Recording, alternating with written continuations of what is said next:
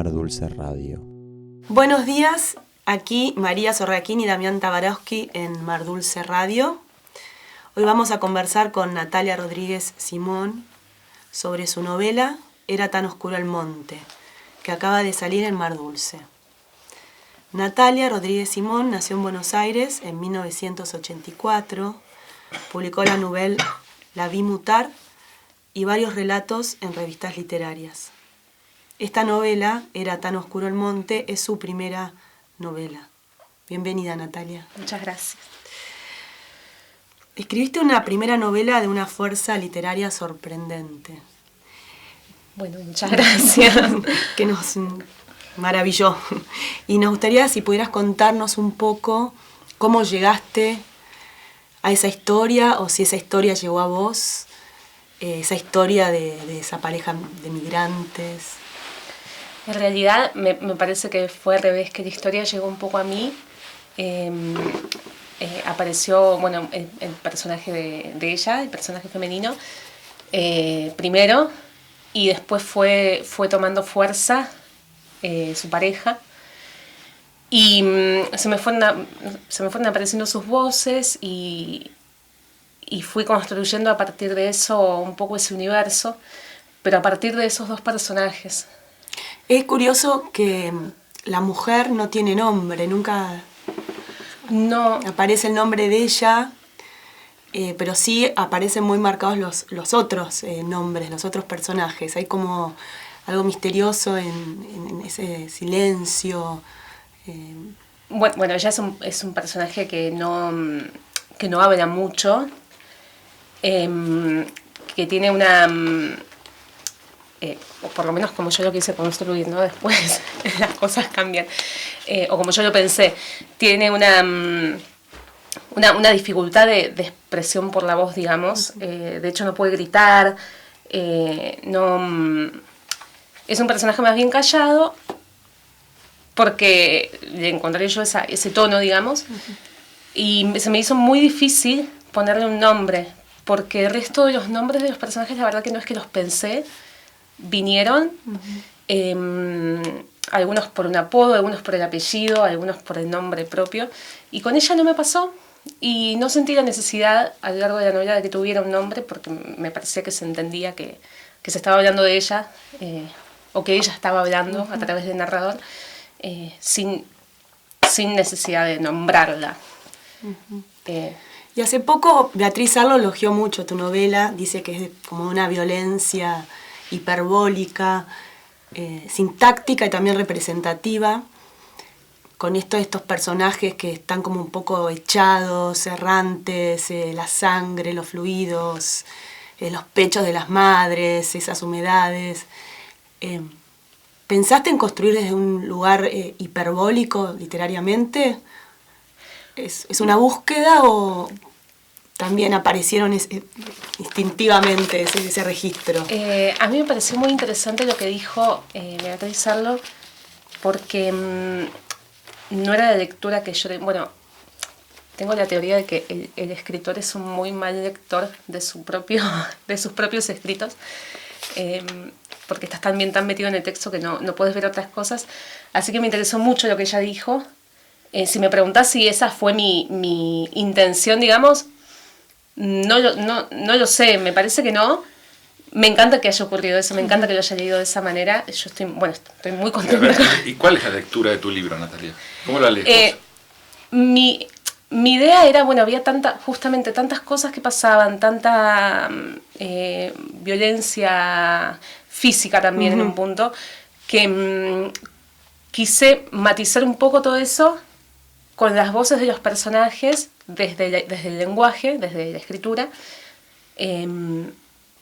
y no, mi intención por lo menos fue esa, digo, quise suavizar un poco todo lo terrible que pasaba a partir del lenguaje. No sé si me salió bien, pero fue lo que intenté hacer, contrarrestar un poco toda esa violencia física, táctil, de los hechos, con la prosa. Ahora, yo en un momento te pregunté de qué se trataba para vos tu novela hace unos meses, y me contestaste por escrito, por mail, varias preguntas en las respuestas. Es una novela que se trata de personajes que están en el malentendido, que quieren saber por qué fueron a ese lugar, que quieren saber qué les ocurre. Como que había entre tus respuestas que eran en sí mismas preguntas. Estaba abierta justamente la pregunta sobre de qué va esta novela, de qué se trata. Había como un trabajo sobre una incertidumbre muy, muy explícita en la idea que tenías. Sí, nunca puedo responder así específicamente de qué se trata. Bueno, esta es una historia de una pareja que hace esto, esto y esto, y de así, no puedo hacer, no sé cómo hacerlo. Porque aparte hay otros personajes que también le dan, me parece, le ponen su condimento, que tienen a su vez sus propias historias, y me parece que tienen mi lectura, que pueden no estar de acuerdo. Me parece que cada personaje tiene una urgencia específica de la realidad y a la vez un conflicto interno, digamos, con otras cosas, qué sé yo. Quería poner en juego esas dos cuestiones. La necesidad de conseguir plata, por ejemplo, uh-huh. Y a la vez no sé, un enamoramiento con una persona que no corresponde, digo, por decir. Quería poner en conflicto como esas dos cosas que... Ahora, todo el tiempo mencionas la palabra personaje, los personajes. Sí. Es como, vos pensás la novela como los personajes serían el núcleo y todo gira alrededor. O sea, es lo que antes se llamaba novela de personajes para vos. Tienen que estar bien construidos, tienen que tener como encarnadura. Es que yo la empecé así, yo la construí de esa manera. Entonces para mí iba a ser eso. Después capaz que no, digo, después la gente leerá lo que prefiera leer, pero yo la construí así, no la puedo pensar de otra manera. Tengo como esa limitación, ¿viste? ¿Quién te apareció primero? ¿El Aldo? No, primero hombre ella. ¿O ella? Ella, sí. Con bueno, la historia y con su relación y con su maternidad. Y con esta urgencia que le da la maternidad. Y después apareció el Aldo, con sus cuestiones turbias del trabajo y bueno, y todas esas cosas. Y después, bueno, el resto de los personajes que me ayudaron un poco a resolver el conflicto, en definitiva. ¿Y pensás que hay cierta historia de amor entre esa crueldad brutal o en la relación entre esta protagonista sin nombre y Aldo, el Aldo? Sí, yo creo que sí, que está muy enamorado, pese a la violencia. Es un amor un poco oscuro y un poco tremendo. Bueno, como la gran mayoría, pero me parece que sí, que es, en el fondo hay una historia de amor. Sí. Te quería preguntar por esto de los personajes y cuando vos como lectora de otras novelas te enganchás por ese lado, ¿te gustan las novelas donde los personajes son muy reconocibles y no podrían ser de otra manera? Uno no se imagina, no sé, Madame Bovary sin Madame Bovary. Si te parece que vos lees así, cuando lees como lectora, ¿te gusta esa tradición? Sí. No lo había pensado, la verdad, pero sí, cuando leo una novela o un texto que tiene un personaje creíble, digamos, fuerte y creíble, y que se desenvuelve con verosimilitud, sí, son las novelas o los textos que más disfruto. ¿Y qué es lo que estabas leyendo cuando escribías esta novela? ¿Sabes qué? No me acuerdo. El tema es que voy leyendo más o menos lo que tengo en las manos. No sé si soy una buena lectora, en realidad. Voy leyendo lo que me aparece. Cuando estaba escribiendo esta novela, estaba yendo al taller de la Iseca todavía, que fue... la empecé ahí, bueno, después la Iseca se puso mal y no la terminé en el taller. Y el taller siempre fue un espacio de mucha divulgación de textos del momento, ¿no? De los libros que salían, de compañeros que habían recién publicado. Contanos un poquito, porque sobre ese taller fue Selva Almada, fuiste vos, fue un montón de gente, de escritores muy conocidos, escritoras muy conocidas. ¿Cómo era? Contanos, porque Luca, siempre se habla y no sabemos. ¿Cuántos eran? ¿Cómo era el taller del AI? Queremos mantener un misterio, ¿no? El taller del AI. Queremos que sea un lugar misterioso. ¿Dónde era? Era en su casa. Era bueno, yo fue el primer taller que hice, el único. ¿Y comenzaste a escribir ahí? No, En ese taller. no, ya escribía, Ya venías. pero la ISECA me dio un cauce, me encaminó un poquito. Lo que tenía la ISECA era que, bueno, su obra es única, ¿no? Digo, y ninguno de los escritores que salieron de ahí, o de los que yo conozco por lo menos, ninguno escribió, ni intentó escribir como él, ni parecido a lo que él hacía, y ese es su gran mérito, me parece. Que más allá de lo que él escribiera, te ayudaba a encontrar tu camino y tu voz, que es lo que busco yo por lo menos, ¿no? Encontrar esa voz que te defina, que te dé una identidad. Me parece que eso era lo mágico de taller. Y bueno, y era un lugar de encuentro, de charlas también, digo, se trabajaba, pero también la pasábamos muy bien, ¿no?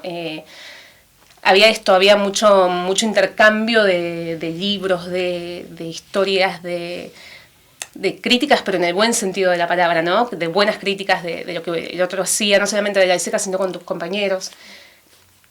A mí eso me ayudó un montón. Y lo extraño mucho también. ¿Eras amiga? Además de tallerista, ¿llegaste a ser tu amiga?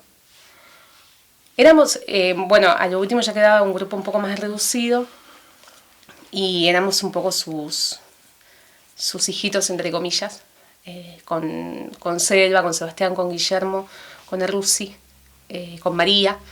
Éramos 5 o 6 y bueno, lo ayudábamos también con sus cosas cotidianas, con los servicios que tenía que pagar, se los pagábamos nosotros, no en términos de que poníamos la plata, sino que llevábamos la factura. Bueno, lo ayudábamos con esas cosas, digamos, además de hacer el taller, sí.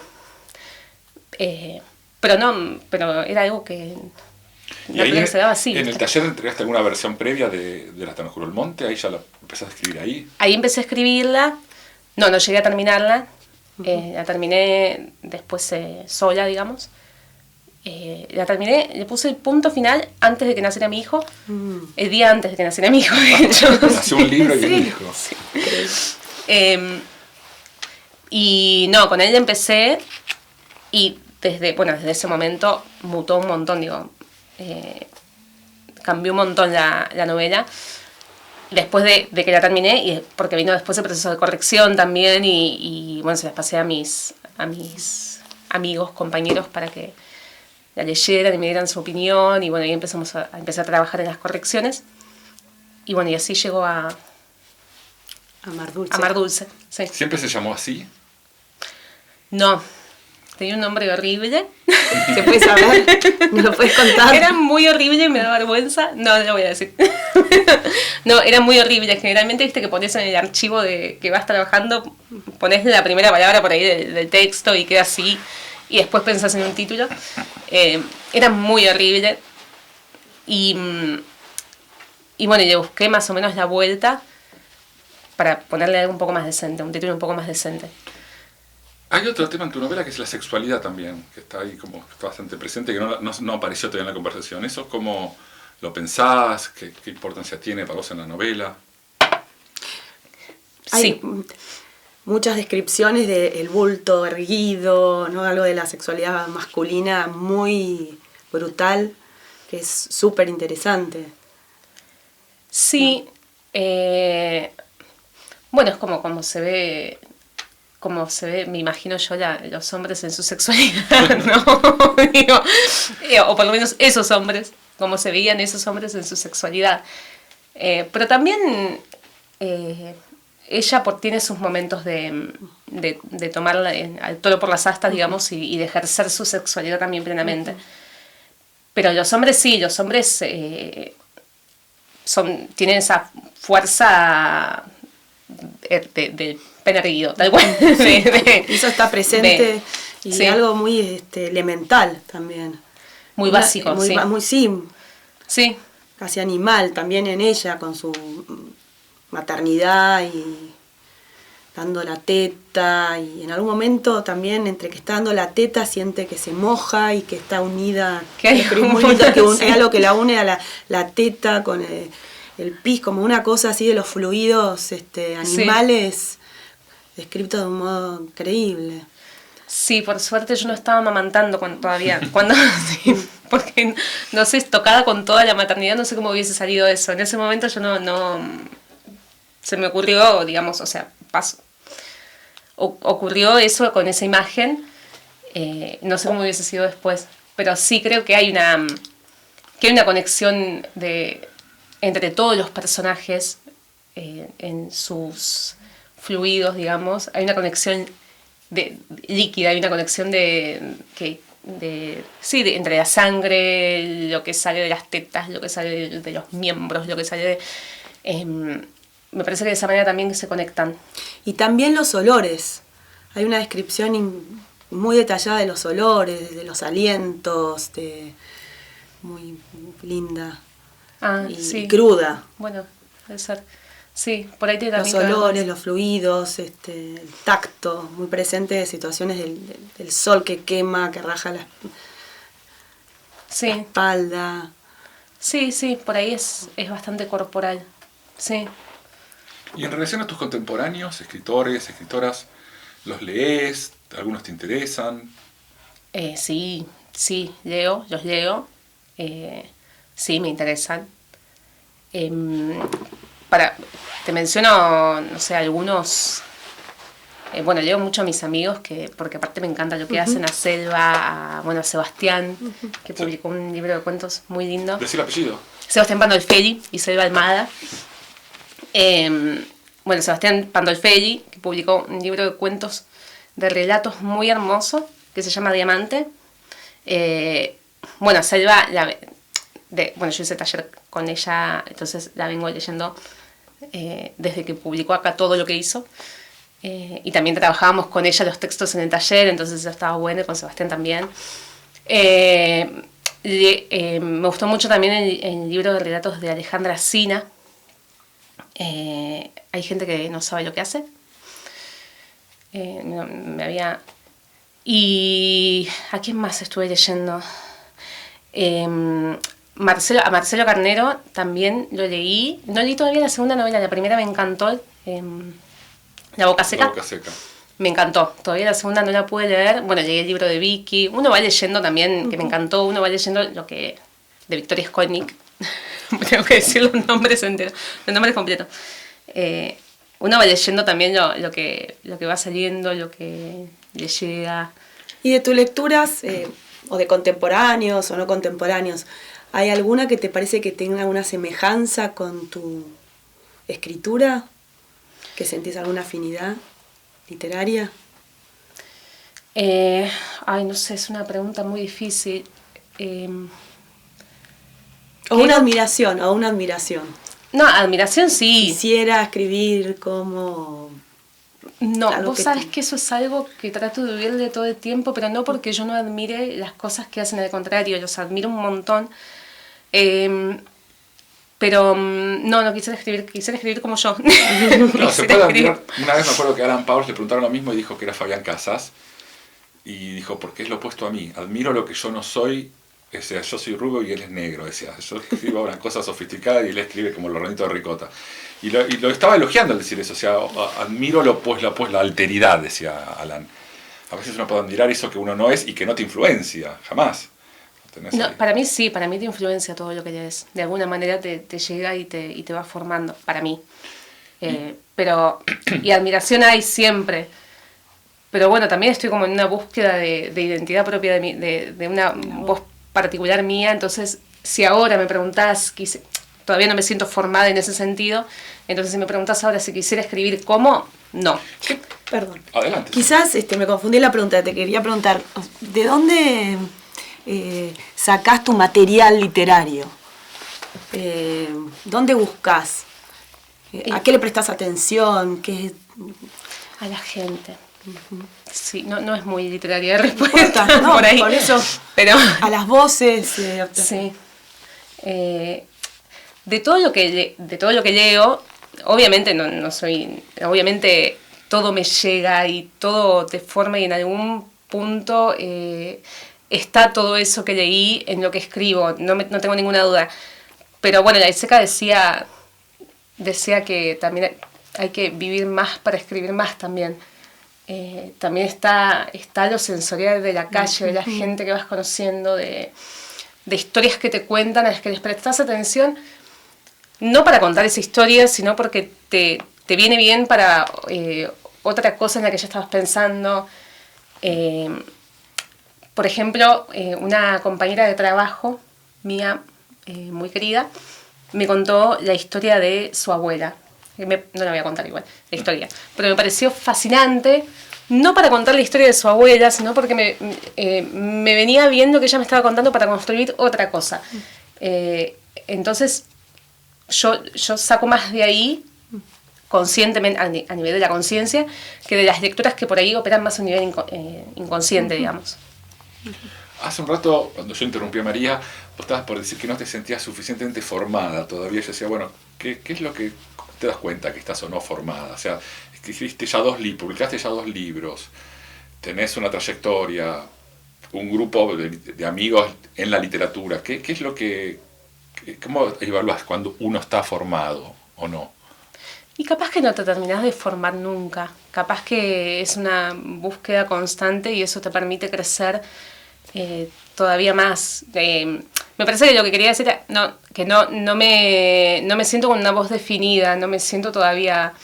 No siento que me puedo poner a escribir sobre cualquier cosa con una voz ya marcada. Bueno, este es mi estilo. ¿Pero te gustaría llegar a eso? ¿Valorarías eso? Me gustaría para que sean más fáciles algunas cosas, porque a veces no sé para dónde disparar con un texto y un poco me desespero. Pero no, es cierto que estaría mucho mejor tener una búsqueda constante que te permita crecer todo el tiempo. Qué sé yo, supongo que eso sí sería mejor. ¿Y ahora estás escribiendo algo? ¿Estás con algo en la cabeza? Sí, bueno, estoy con una historia que justamente tiene que ver con esto que me contaba mi compañera de trabajo, con un personaje que también primero me vino, operó de la misma manera. Primero llegó el personaje que es una partera que trabaja en la selva. Y estoy, construyendo algo con eso. Claro, porque además de una voz propia hay como una geografía también, porque es el monte. El monte es un lugar, es muy... Hace poco estuvimos con María con unos editores extranjeros hablando de tu libro y no era fácil explicar lo que era un monte, porque ellos lo tomaban, hablaban en castellano, pero literalmente verse el monte es como una montaña más baja. O un bosque. O un bosque. Y el monte es una especie de lugar de transición. Sí. Que no es todavía la selva, pero que tampoco es la ciudad, no es el campo, pero es el campo salvaje. Sí. Sí, igual el monte es el lugar anterior. Claro. Es el lugar de donde ellos vienen. Claro. Sí, sí. O sea, geográficamente no está acá, digamos. No, ya sé, pero bueno, que vengan de ahí los... Sí. Y es curioso porque ellos vienen del monte, pero no se sabe bien dónde están. Claro. Están como en un pueblo, en un lugar... en un barrio, sí. Un barrio. Sí, tiene un negocio ahí en un barrio.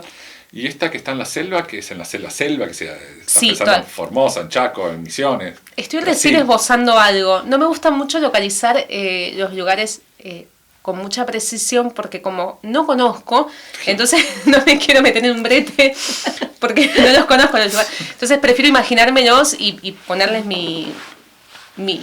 Conozco un autor que salió su primera novela hace muchísimos años y no existía internet y la tenía que ambientar una parte en San Pablo y agarró un mapa de San Pablo, no había internet. Y para que quede lindo dijo, sí, caminaban por la Plaza de Acé. Y quedó ahí, qué sé yo. Y mucho tiempo después se me dijo, ¿y por qué ambientaste esa escena en la Plaza Gay de San Pablo? Y él dijo, ¿cómo en la Plaza Gay? Claro, porque Plaza de Acé es la Plaza Gay de San Pablo. Y le había parecido lindo el nombre de la plaza y eso era todo. Ahora por ir en internet hubiera tenido más información. O sea, claro, hay que tener cuidado como ambienta donde no conoce. Sí, pero por ahí también te limita...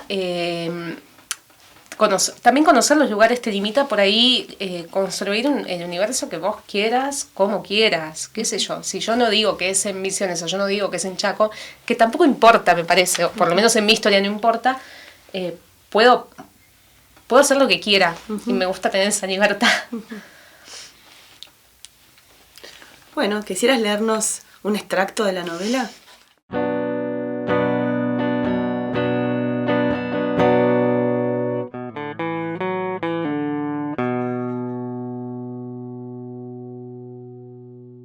La falda larga y los pies desnudos sobre la tierra seca, que era vientre y pinchaba apenas en la piel como el sol del mediodía.